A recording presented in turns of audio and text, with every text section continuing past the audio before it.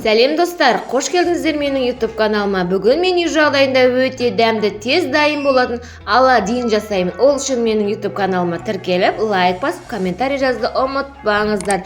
Менің видеомды соңына дейін көріңіздер, сіздерге ұнайды деген сенімдемін. Ең бірінші бізге керек жұмыртқа. Өзімізге көптеу қылып жасайтын болсақ, жұмыртқамыздың санын көбейте береміз. Маған 2 жұмыртқа және де 4 қасық шекеріміз керек.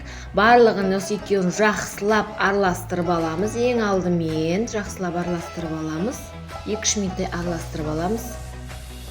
Және де бізге айран керек. Айранның тәттісі ащысына қарамаймыз. Барлық айран бола береді. Ащы айраннан істесек те өте дәмді болып шығады. Тәтті айраннан істесек те.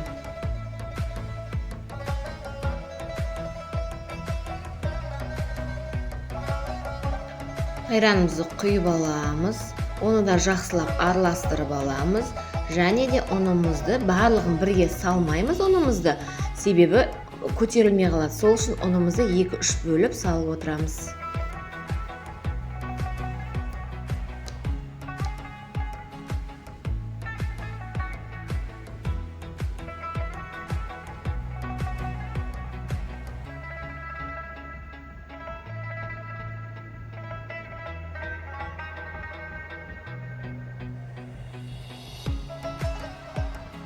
Жақсылап араластырып болғаннан кейін ғана ас содамызды, жарты қасық ас содамызды саламыз.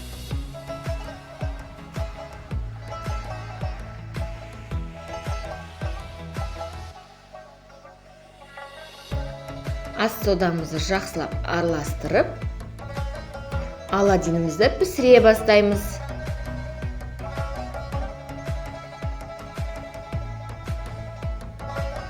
Арнайы ыдысымызға аз ғана майымызды құйып, қыздырып майымызды оттың астына жай қоямыз. Қатты қойсақ күйіп және піспей кетуі де мүмкін. Сол үшін оттың астына жай қойып, оладьинімізді осы 4-5 оладьинімізді салып, бетін 3-4 минутқа жауып қоямыз. Сол кезде біздің оладьиніміз жақсы көтеріледі.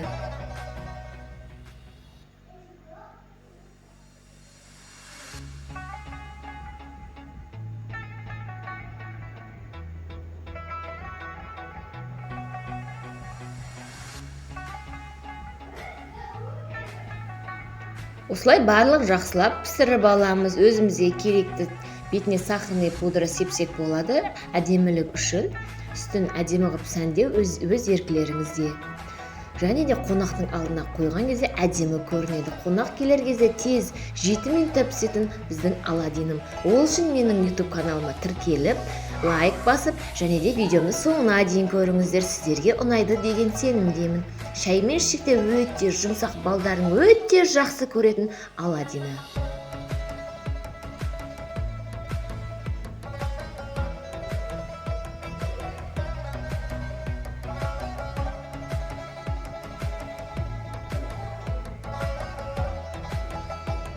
Өте жұмсақ, мұны қараңыздар, іші әдемі томпиып, әдемі болып пісіп шыққан. Шаймен жесек те, азанғы уақытқа маймен жесек те өте керемет оладьин.